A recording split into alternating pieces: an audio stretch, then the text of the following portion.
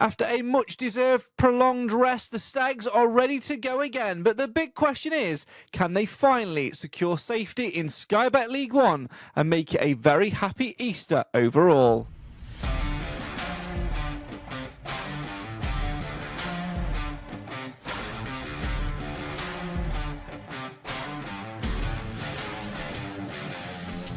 There's just 9 games to go in Sky Bet League One, and the Stags are going to be playing 2 games a week, Saturday, Tuesday, for all of April, and that isn't an April Fool's Day joke.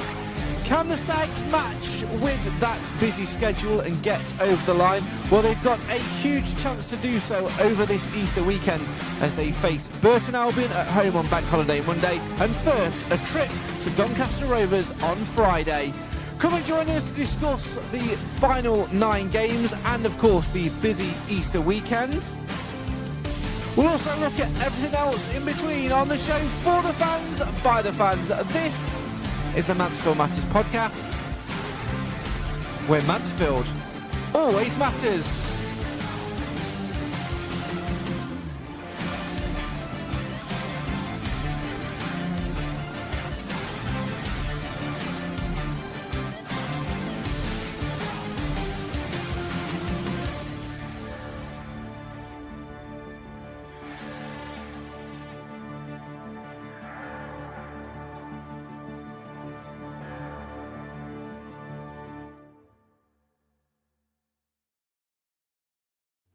Hello, good evening and welcome to the Mansfield Matters Podcast, the show for the fans, by the fans. Why? Because Mansfield always matters. It seems like a very long time ago that we were here talking all things Mansfield Town with that bit of extended break due to the international call-ups and what have you. But here we are again, ready to kickstart and go again for the Easter period. And of course, the Sky Bet League One running 9 games left for Mansfield Town. Can they get over the line and achieve Sky Bet League One safety once again? Well, fingers crossed for that, and fingers crossed that maybe the Stags take a giant leap towards it this Easter weekend as well. More of that on the show to come over the next hour or so. As always, come and have your say on your team in the live feed comments. Anything Mansfield Town related you want to have a say on, drop it in the live feed comments and we may well talk about it. Now, first and foremost, apologies that we've had a little bit of a delayed start to this evening's show. As always, a little bit of technical issues, and hopefully we'll have resolved those in tonight's show. If not, the old telephone will have to do for our 4th and final guest. And as the nights are getting a lot lighter, maybe we'll have to go back to the old style. Who's an original here? Who remembers the days when Mansfield Matters podcasts were done in person, all together in one place? Maybe we'll have to bring those back very, very soon indeed. First and foremost, so let's go round the group and introduce you to our podcast guests this evening and figure out who our panel is going to be. Let's head over then to Edwinstowe and say hello, good evening and welcome to Mr. Clive Parkin. Evening, Clive. Hello, Craig. Hello, everybody. Let's head over to Kirkby and Ashfield where, well, I was going to do that and then he disappeared from my view. So we'll have to head over to Sutton in Ashfield instead and say hello, good evening and welcome to a man who might be on a delay. Hello, Alan Wilson. Evening, Craig. Good evening, everybody. There we go. It worked, sort of. There you go. There's a little bit of delay, but we'll cope with it. Hopefully, Jim will be back with us in the next couple of minutes or so. Right then, let's delve into all things Mansfield Town then, shall we? Jim, by the way, was supposed to be the 4th panelist on tonight's show, and just as I was going to introduce him, he disappeared. Maybe his battery died or his internet died off. Maybe, Alan, it was your internet, you coming back on, and maybe it sent a shockwave to the neighbouring town and it kicked him off. I can only apologise. It's all new to me as well. If you are amongst the audio listeners of this podcast, you won't get the gag at the minute. However, if you're one of the visual viewers of the show, Alan Wilson has entered the modern tech age. He's got a new microphone at the One Call Stadium, so he thought it only fitting, Clive, that he got a new microphone for the podcast. I think he looks really smart, don't you? He does. I am half expecting him to turn around and say, hello, is that Mr. Smith? It's Alan calling here from Eon Energy. Oh, dear. Keep going. Don't worry, we will. Right, let's say hello and welcome and good evening to the fourth member of the Mansfield Matters podcast. Hello, Jim. Hi, Craig. Evening, all. Hope you're all well. Not quite sure what happened there. I went just as I was saying hello, good evening, and welcome to Jim. You disappeared. Do you know what I think it is? I think Alan's got a new headset. He's entered the modern age, and it sent shockwaves through the broadband fibres of Ashfield. Yeah, technology in Ashfield doesn't mix for some reason, but yeah. I cannot comment. Right, let's delve straight in then to all things Mansfield Town, shall we? And pick up where we left off, Clive. And where we left off was a superb performance and a superb result against relegation. I'm going to say it, as much as I love the All Cobblers to Me crew, relegation dooms Northampton Town. Yeah, I mean, it was great to get a win and a comfortable one at that. Disappointment we shipped the goal. We did, to be honest. But I pick up on what Calder was 2-3rd. Yeah, it was a disappointing goal to concede in the end, Jim. But, Nigel Clough would have been adamant on getting that clean sheet. But, for a rare occasion where Mansfield managed to put the ball in the back of the net more frequently. And he was very frustrated, actually, after the game, wasn't he? That he felt like we weren't quite in the game the first half. I thought we did okay. I think Northampton were good going forward, to be fair. They just couldn't defend. I think both teams were always in the game. All the way through, but I was happy with the 4 goals. I think the goal we gave away was a bit sloppy, but a couple more of those, and then I don't think we'll be complaining, to be honest with you. It's that time of the season, isn't it? We're just trying to get over the line and then just rebuild for next season. I thought we did okay, to be honest. Quite powerful, I thought, the performance was. We were, Alan, and I think another thing for me against Northampton, Al, was the performance of Will Evans and Lucas Akins. Let's first touch upon Will Evans, because he must be the unluckiest man in football, because he should have been taking that match ball home with him, shouldn't he? Definitely. I felt quite sorry for him in the end as well. But I mean, same as you say with Will and Lucas, they both played the part. But I think it was nice to see 4 goals going in and Mansfield not actually 100% at the races, I didn't think. I've seen them play better and draw. Yeah, we certainly have played better than that and draw games. We've even played better than that and lost games, Clive. But the important thing, and hopefully we can take a little bit of a message from this, is that we beat a team that are around us. And if you look at, the next 4 games, we've got teams that are all in and around us and similar results. Well, it'd get us safe, wouldn't it? Yeah, I think a win and a draw, we're there. I don't think it's any more challenging than that. We have, as you say, 9 games in front of us. Only 2 at home, unfortunately. But we've got plenty of opportunity against teams that are in worse situations than we are. Doesn't always mean anything, of course. But I think we've played well enough to go into any game now reasonably confident. I think for me, Jim, it's a question of pressure, because obviously this time last year we weren't playing very well at all. I think we knew we were going to struggle, and ultimately we got over the line by the skin of our teeth. This year we're playing well in patches. We've got a few injury worries. We've got games coming thick and fast.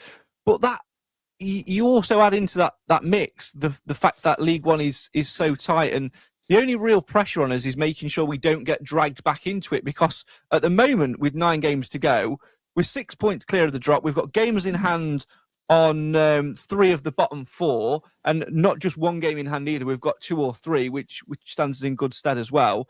So it's I wouldn't say easy street for us, but the ball's definitely more in our court this time. Yeah, I mean, our goal difference is better than the teams at the bottom as well. So effectively, makes it a 3-game swing, doesn't it? That's effectively another point. I don't think we should be too worried, really. I can't see us not. I agree with Clive. I think 53 points will probably do it. So I can't see us not getting another 4 from available 27. I think, and we are, like I say, we're in a better place this time. If we just grind out 4 draws, I can't see us losing more than 5 games. So, yeah, the only worry for me is, we've always said we're streaky. We can go on a long losing streak or a long winning streak. If we start going on a losing streak, that's the only worry. As long as we avoid that, then even with draws, we're absolutely fine.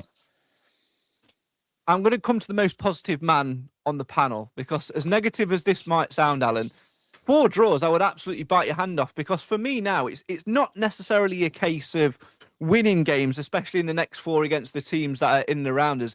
It's making sure that we keep the pace, and because we're leading the pack at the moment. Yeah, I agree with the thing. I agree with what everybody has said, but I've always stated, for the last probably 10 games or so, you can see where there's at least 6 teams worse than us, if that makes sense.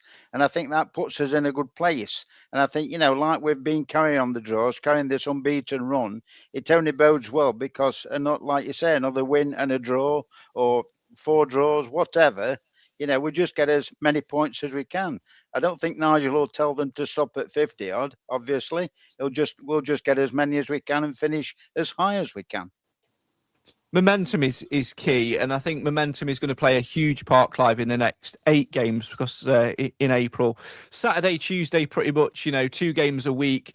We've seen, prior to the little break that we've just had, that it does take its toll on us a little bit. But having had that break, it's given us a chance to have a little bit of a breather, give players a little bit more time on the training field, working with the medics, that sort of thing, to get themselves fit and ready. And like Lee in the comments says, give it a really good go for the next 2 or 3 games. And that should be enough to then not necessarily relax, but take our foot off the gas a little bit and look to a bigger future.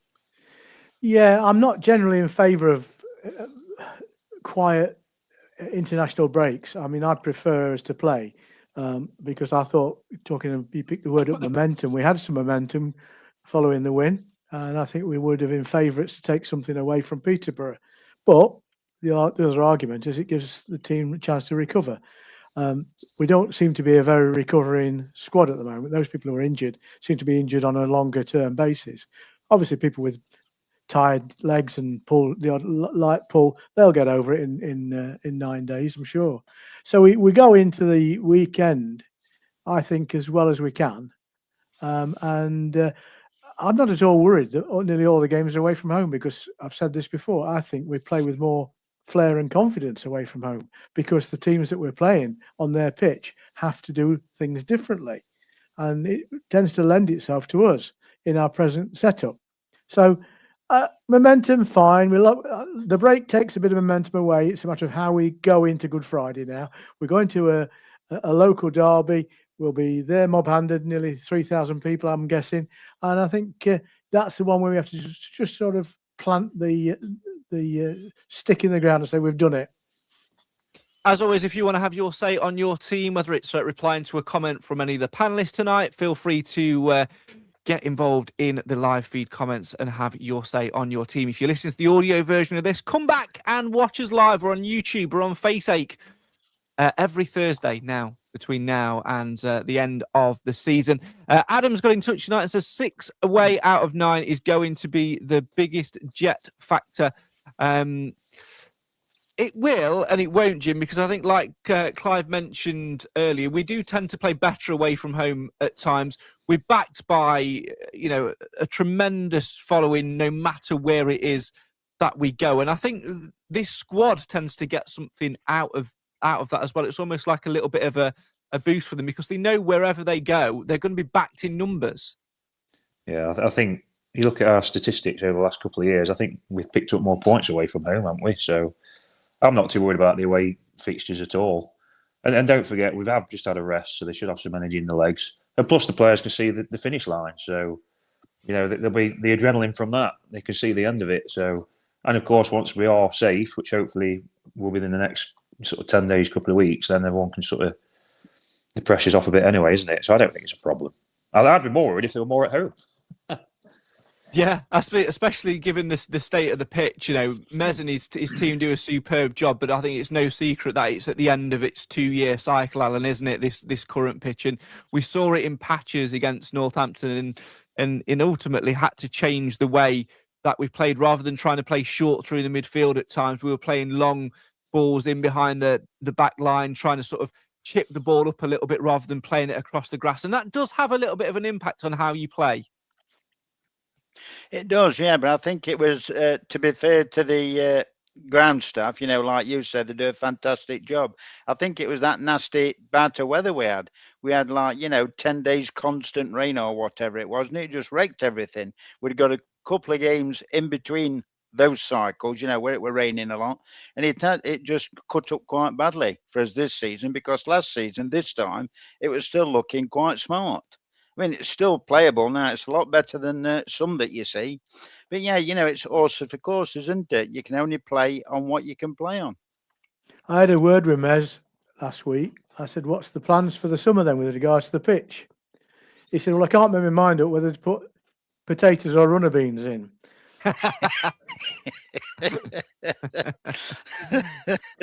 I said, "Do both. There's plenty of room." I think potatoes down the Ian Greaves stand side and a few carrots in front of the Bishop Street stand. Yeah.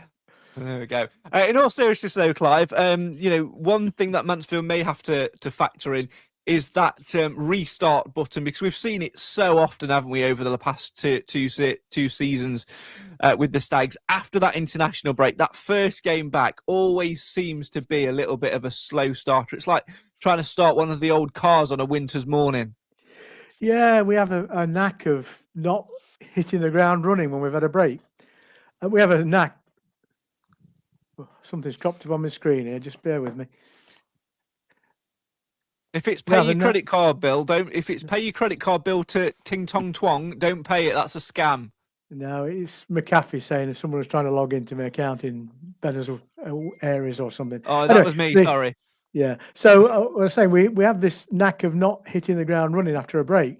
We also have an unfortunate knack of not hitting the ground running after half time or at the beginning of a game. So when we go to Doncaster on Friday, I'm going to be counting the minutes down, because if we don't concede in the first 5 minutes, that's a tick. If we don't concede in the first 50 minutes, that's another tick. And quite honestly, once you've got over that hurdle, we tend to find ourselves playing reasonably well. The formation's working, the players are starting to fit.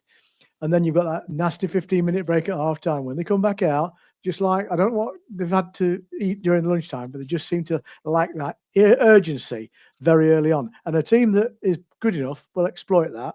I don't think, by the way, Doncaster is good enough. But well, time will tell. Absolutely, time will tell. Another thing to throw into the mix, Jimmy, is those players returning from international duty. I think Nigel Clough referenced Lucas Akins and Little Nobby Welsh. Well, Little Nobby Welsh hasn't really been playing or starting too much, but certainly Lucas Akins has. He's had a lot of travel to do as well, and I don't believe he's actually due back until tomorrow, Thursday, which is only the day before the game, which could make things a little bit interesting, especially given his performance against Northampton, which was absolutely superb, by the way. Yeah, he did play well, but he is probably one of the fittest players at the club. It's the sort of thing I should think he can ride and be okay with. And also, he's not a key core starter, is he? So I think we can do without him for one game or something. But I think he'd be all right anyway, knowing what he's like. So, but yeah, I agree. I think he was brilliant against Northampton. And you can see why he turns to him, because Lucas always turns up and he always stands up. I thought for me as well, his performance, just staying with Akins for a second, Alan, it showed his versatility as well. He started at right wing back, played right back for a while, then went up front. And when he did go up front, you saw the assist for Will Evans' second goal, and he got himself into two really good positions for his goals as well. And it's not a coincidence that he gets in those positions and knows how to read the game. It's not. He's a 37-year-old, very, very experienced pro. It doesn't matter, what level you've been playing at, whether it's, down in the lesser leagues or, up in the Premier League. Wherever you play, you've got to fit that bill. And Lucas does it perfectly. Like I say, it's 37. Like Jim said, he must be one of the fittest blokes in there. And there's no wonder Nigel picks him, because he's reliable. It's as simple as that. Wherever you put him, he'll do you a job. Okay, he makes the odd mistake. So does everybody. But, more often than not, you'll always get 100% out of him. And that's a fact with Lucas. Yeah, he's just one of those characters, isn't it? And to It's to say that he's not had a pre-season. He just pretty much came straight back in. He was ready within 2 to 3 weeks. Clough has managed him well, and I'm sure we'll look after him. And he'll have the Easter weekend in his mind, Clive. He'll have probably two lineups in his mind. He'll be looking at the Burton game, and then he'll be looking at the Doncaster game as well. And that's what the squad's for, isn't it? We'll rotate as much as we can, but trying to keep as much consistency as we can too. Yeah, I mean, the reality is we can't have two completely different teams. Not only haven't we got the resource, but it would be stupid to do so. I think what he's got to do is recognise that some players will do well in one game, but not in both. And other players can be relied on to give their best during both games. And I think you mentioned Lucas Akins. I think he's exactly a good example of someone that, if asked to, will play in both games, and you won't see a downside to that. And I think everybody in the squad is working hard at the moment. I mean, one or two players have learnt that they have to work hard. I mean, you mentioned Nobby Welsh earlier. When he came, he looked a little bit diffident, a little bit lacking in pizzazz. But since he's learned he's got a graft, actually, when he's played, he's whether he's played from the start or come on as a substitute, I've been very impressed with him. Yeah, that's about. I think he's developed in the short time he's been with us because of the needs of the game and the players around him. And it's about that settling in factor, which we've discussed as well. It's never going to happen overnight. And I think for me, Jim, that's why these last 9 games are so critical for us, because at some point we have to start thinking about what we want to achieve next season and where we want to go from there. I know we've all got different viewpoints on it, but whatever it is that we're looking to achieve next season under Nigel Clough, because of course he's still got a year left on his contract, and I'm fairly confident that he won't just say, I've had enough at the end of the season and walk. He'll definitely see his contract out. Whatever it is we're setting out to achieve, as we've seen so many times under Clough, it's all about momentum and finishing strongly. If you think about that season we got promoted from League Two, the season before, we had great momentum at the end of that campaign and took it into the next season. The first season in League One, we took the momentum of promotion into it as well. So if we can get a good finish, that sets us up well in the summer. And we've got 2, 3, 4 players who are potentially out of contract or whatever, or maybe haven't signed new deals yet, which are all putting themselves in the shop window, Jim, and trying to prove to Nigel Clough whether or not they should be part of the future.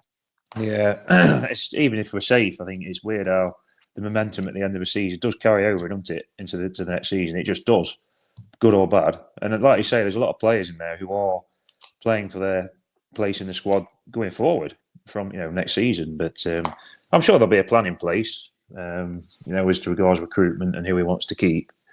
But it's nice that they've all got, most of them will have something to fight for personally. If anyone's worried that they'll be on the beach thinking we've cracked it, they'll all be fighting for something, whether it's to stay in the team, just get a contract, get a move, whatever.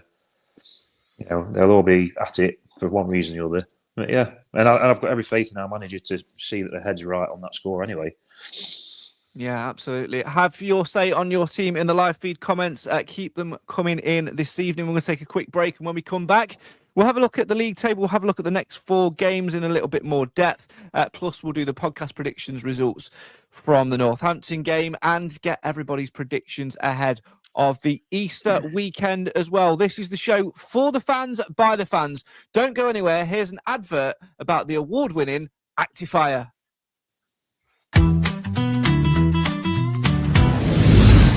Protect what matters most with Actifier Limited. Your trusted local fire safety experts in Nottinghamshire. Proud sponsors of the Mansfield Matters Podcast. From fire extinguishers and alarms to emergency lighting, pat testing and risk assessments, they've got everything you need for your business to stay safe. Affordable, reliable, professional. Because when it comes to fire protection, there's no room for compromise. Call Actifier Limited today or visit actifier.co.uk. Be ready, be safe, act now.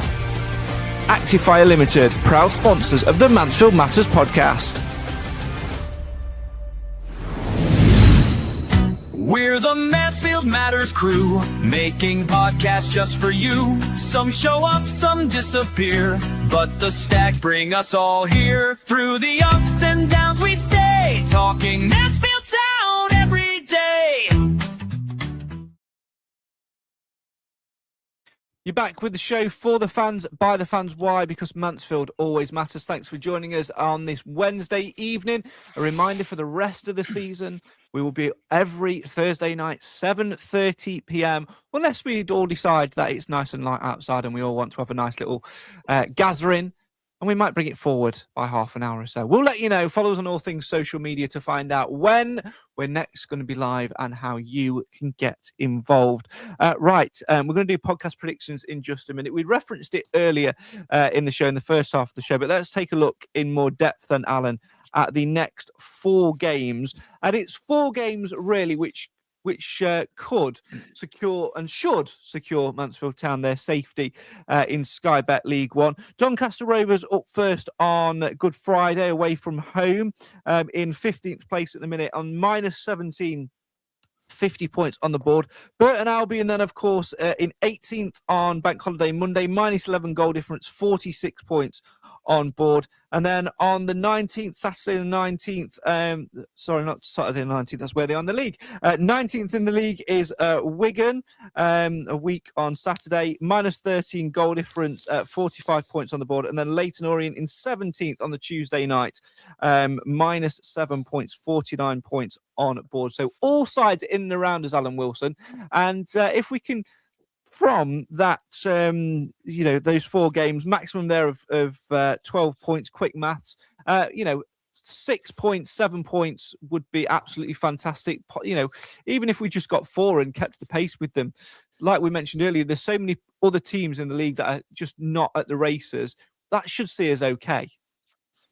Yeah, and I think it all depends on the performances of the first 2 as well. Straight after that, like we said about the international break, they do come back a little bit slowly. But if we can get at least a point from Doncaster, I think 3 points would be more than capable against Burton Albion. And I think that might be one of the games where Lucas, he might play both. But if he's rested for one, he'll definitely want to be back for the Burton Albion game. But they're definitely winnable. But like you say, 4 points, not a problem. I think the thing is as well, Clive, talked about performance there, it's about getting going again, like we said earlier, but for particularly players like Will Evans, he's just started to hit form. He scored 2 really good goals against Northampton. He's looked a lot sharper pretty much since that Arsenal game. Getting that goal in front of the world has given him a bit of a boost in confidence. So, it's whether or not he can find that form again. Same with Lewis Reed. I know that, he's been out injured and obviously welcomed his little one into the world and all of that sort of stuff as well. So there's so much going on, but it's got to keep that focus and got to keep those standards high. Yeah, and I think you mentioned Evans. There can't be a more hungry player in the team than Evans at the moment.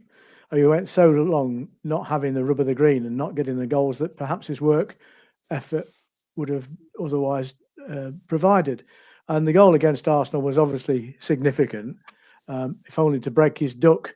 And since then, he's looked good. He's looked very positive. He doesn't always do the right thing. I think it's important to say that sometimes he does all the work and there's no end product for him because he just hasn't got necessarily everything in the right place at the right time, thinking-wise. But he's a good component of the team. Whether he's right alongside Rhys Oates is a question we'll be asking ourselves again at some point. I just think to a certain extent they don't work that well together, but we haven't got many options. But I think he's turned into the player we always wanted him to be, and I think he'll get a goal.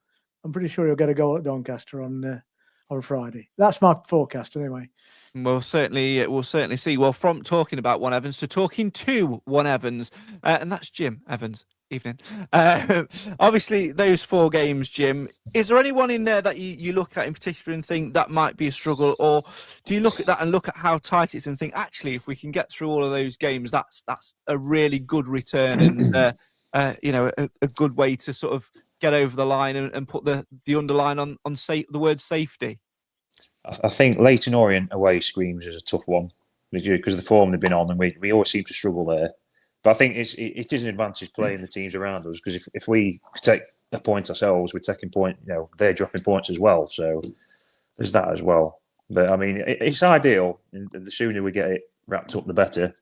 But even if we do have a couple of reverse results, there's no panic, is there? We've got 9 games to get 4 or 5 points.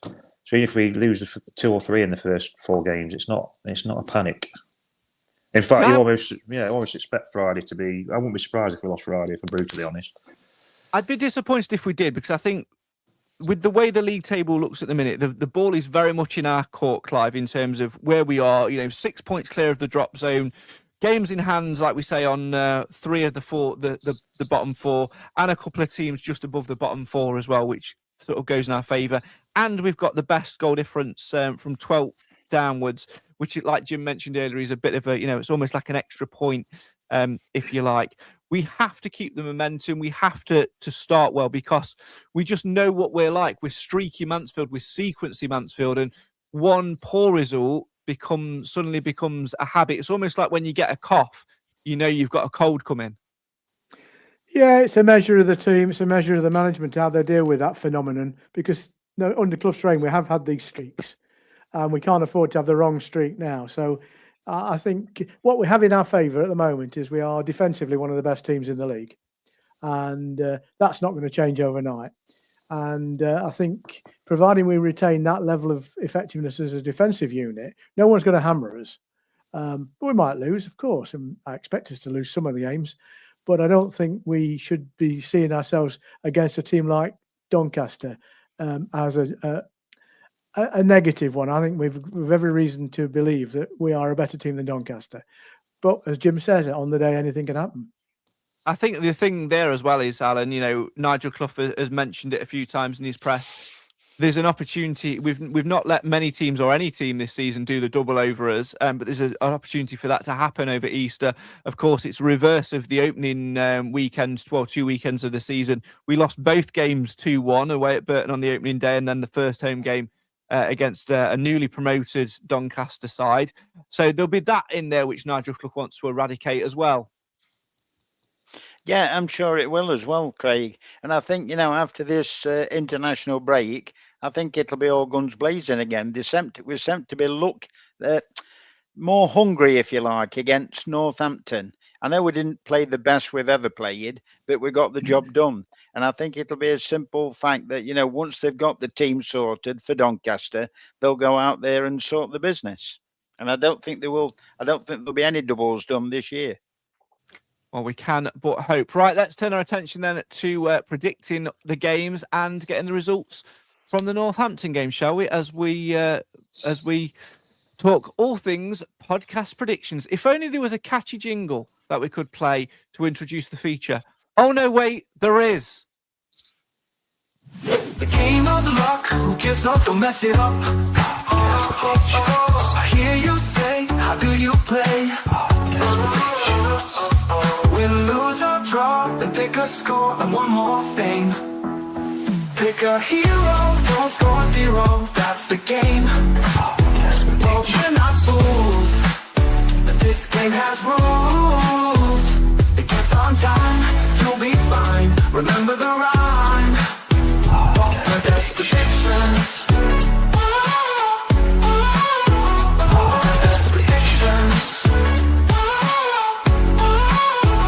Remember the rhyme.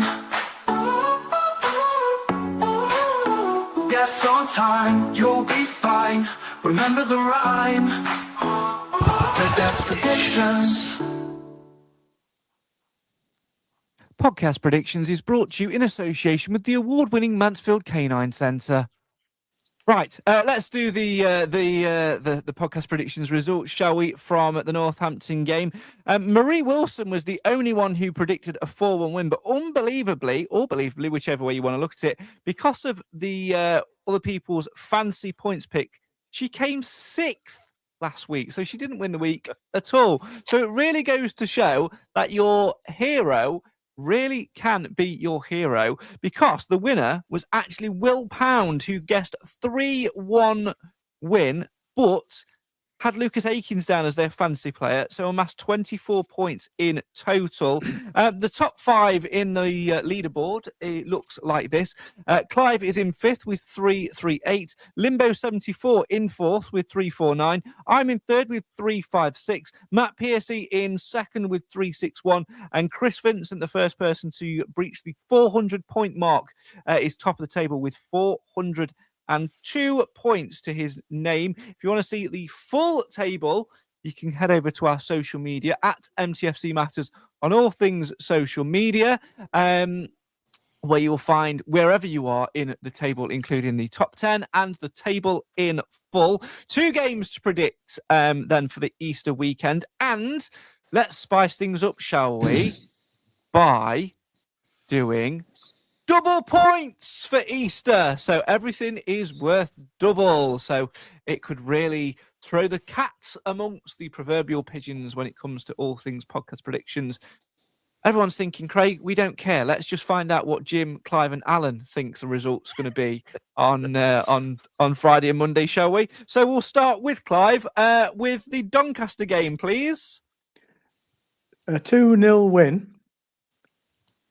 Will Evans. Alan. 2-2 draw. Reed. And Jim. I'll go for 2-2. Aaron Lewis. I'm going to go for a 3-0 win, and I'm going to go for Will Evans for my hero to make sure I don't score 0. And as for Burton, I'm going to go for a 2-1 win, and I'm going to go for Lucas Akins as my hero. Jim, let's go for Burton. 3-1 win. I'll go Reed.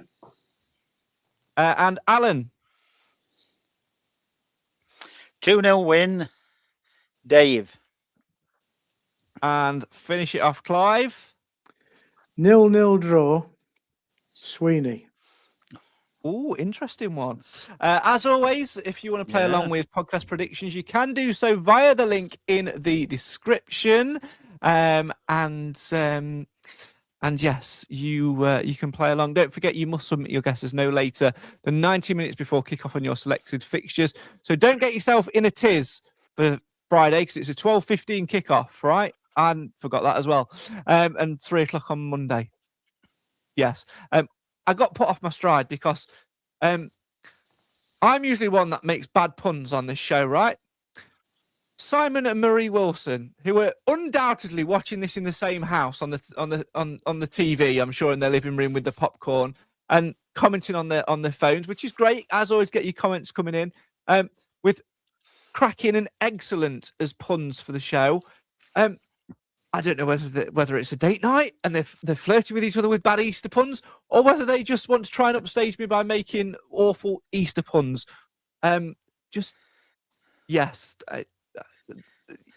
No, stop. I can't think of any terrible Easter puns, so I'm going to hop off and go to the next feature. Alan, I've got a question for you.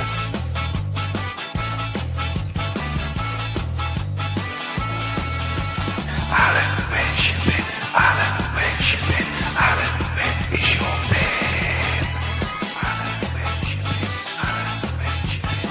Alan, where is your bin? Alan, where's your bin? Alan, where's your bin? Alan, where is your bin? Alan, where's your bin? Alan, where's your bin? Alan, where is your bin?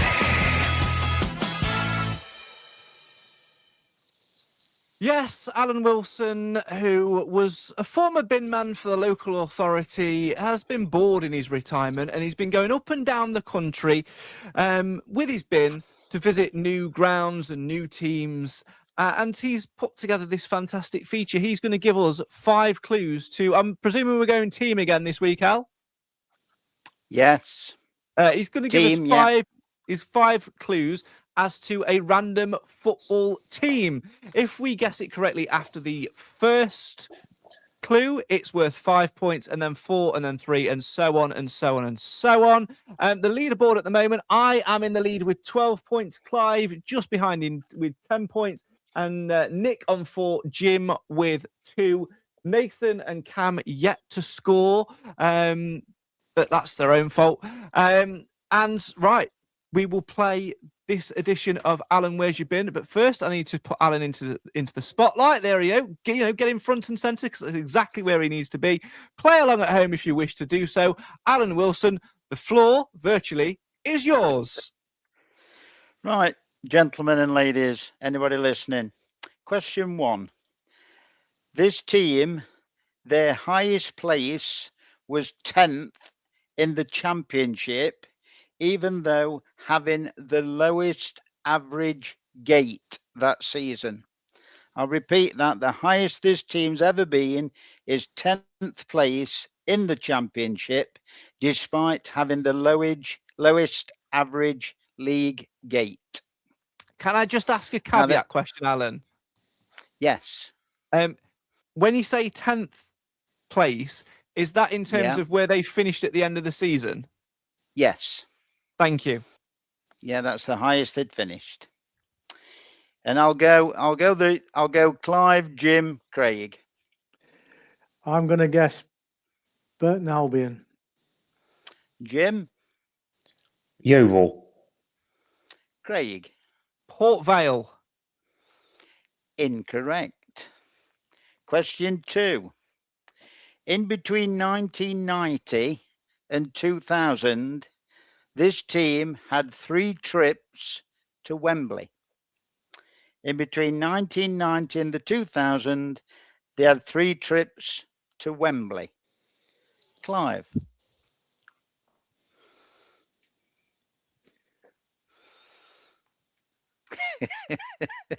Clive's thinking. Peterborough United. Jim, Stockport County. Craig. Stockport County. Incorrect. Now, do you want to break after the anagram, Craig, again? Yes, please. So you'll do the anagram. We'll yeah. play an advert, and then we will play a music timer as well. So I'll get that lined up So ready. you'll have about 2 minutes with this, gentleman. The anagram is of the football team I'm thinking of, who I visited. SOC, S-O-C. Tune, T-U-N-E. Diet, D-I-E-T. And Lurch, L-E-R-C-H.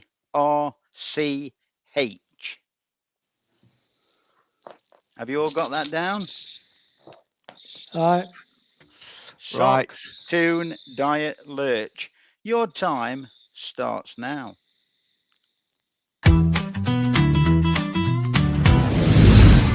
Protect what matters most with Actifire Limited. Your trusted local fire safety experts in Nottinghamshire, proud sponsors of the Mansfield Matters podcast. From fire extinguishers and alarms to emergency lighting, pat testing and risk assessments, they've got everything you need for your business to stay safe. Affordable, reliable, professional. Because when it comes to fire protection, there's no room for compromise. Call Actifire Limited today or visit actifire.co.uk. Be ready, be safe, act now.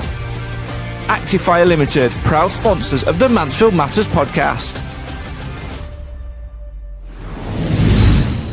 We're the Mansfield Matters crew, making podcasts just for you. Some show up, some disappear, but the Stags bring us all here. Through the ups and downs we stay, talking Mansfield Town every day.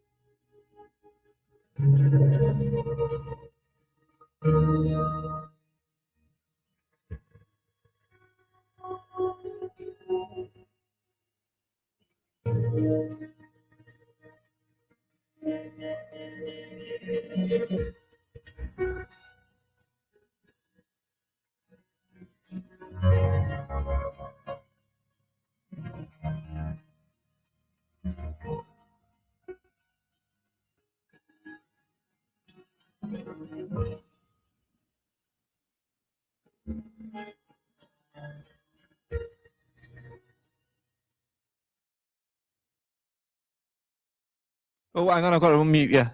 There you go. All right. Sorry, Al. Right, gentlemen, Clive. I've struggled with this, and all I can get is Go on. nudist lunch.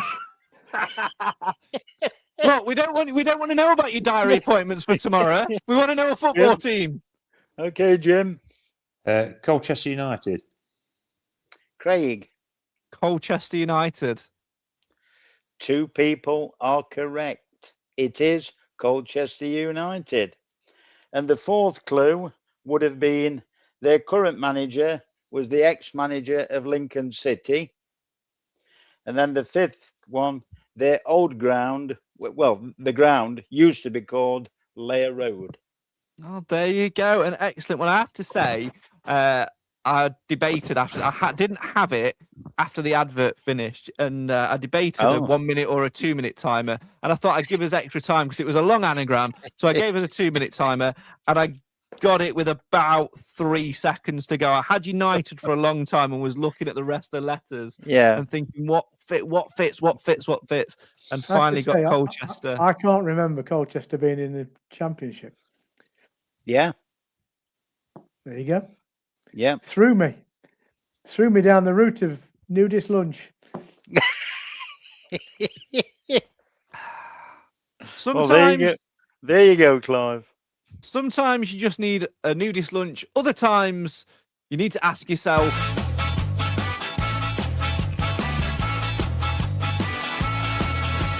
Alan, where's you been? Alan, where's you been?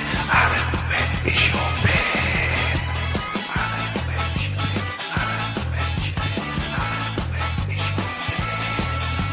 Alan, where's you been? Alan, where's you been? Alan, where is your been? Alan, where's you been? Alan, where's you been? Alan, where is your been?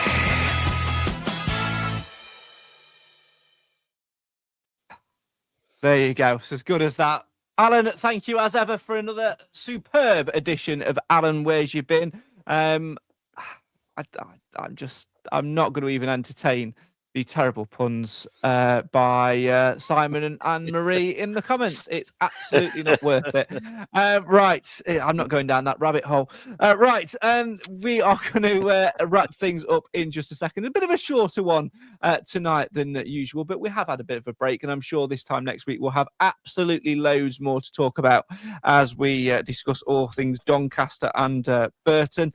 Jim, like we've mentioned all show, it's a good opportunity for us to restart again. Lots of games coming thick and fast. This is a real opportunity now, isn't it, for people to stand up, be counted, and get us over the line at last. Yeah, I'm sure we will. I just urge everybody not to panic or get negative if we get a couple of early bad results. And just as long as the application is there and the performance, we'll get what we need over 9 games, I'm certain.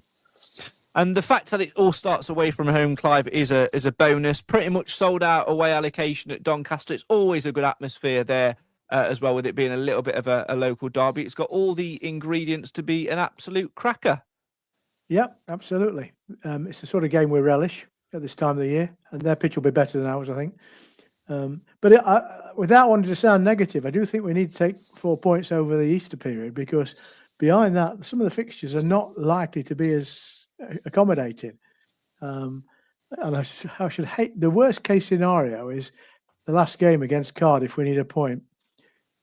That would be absolute nightmare. Yeah, let's not even think about that, Alan. Then, like Clive said there, I don't think we're going to have a better opportunity over the next 4 games, are we, to get it done and dusted?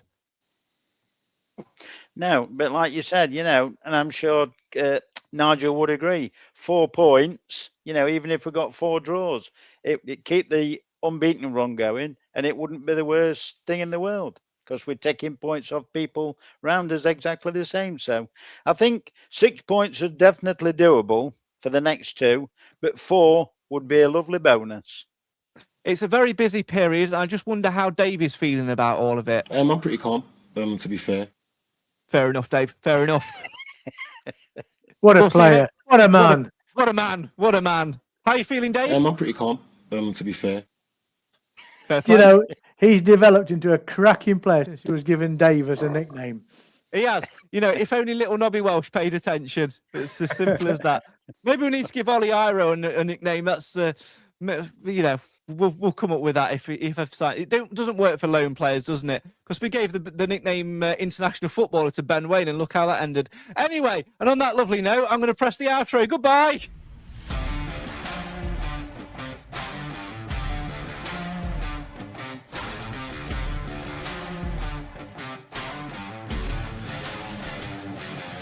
Sadly, that's all we've got time for on this week's Mansfield Matters podcast. My thanks, as ever, to the Mansfield Matters podcast panel. And, of course, to you guys at home for watching and for listening. A reminder, if you want to play along with podcast predictions, you can do so via the link in the description. You must submit your guesses no later than 90 minutes before kick-off on your selected game. And make sure you do it over the bank holiday Easter weekend, because it's double points! What more do you want? Double points over Easter for Doncaster and Burton. And we'll discuss those games and everything else in between on next week's show. Back to the usual slot, Thursday, 7:30. Don't miss it. Come and follow us on all things social media to find out more. Have an excellent Easter. We'll see you next week.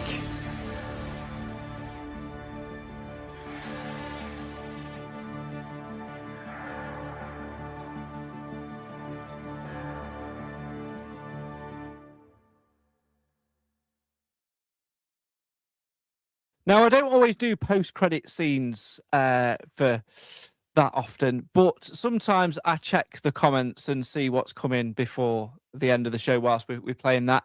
And Marie and Simon have continued their terrible Easter puns with cracking show, excellent as always. That's all yokes. Will you two just go on a date or something and go and watch Love Island? It's absolutely sickening. Just like the chocolate you get at Easter. See, I always get the last word. Protect what matters most with Actifire Limited. Your trusted local fire safety experts in Nottinghamshire. Proud sponsors of the Mansfield Matters podcast. From fire extinguishers and alarms to emergency lighting, pat testing and risk assessments, they've got everything you need for your business to stay safe. Affordable, reliable, professional. Because when it comes to fire protection, there's no room for compromise. Call Actifire Limited today or visit actifire.co.uk. Be ready, be safe, act now. Actifire Limited, proud sponsors of the Mansfield Matters podcast.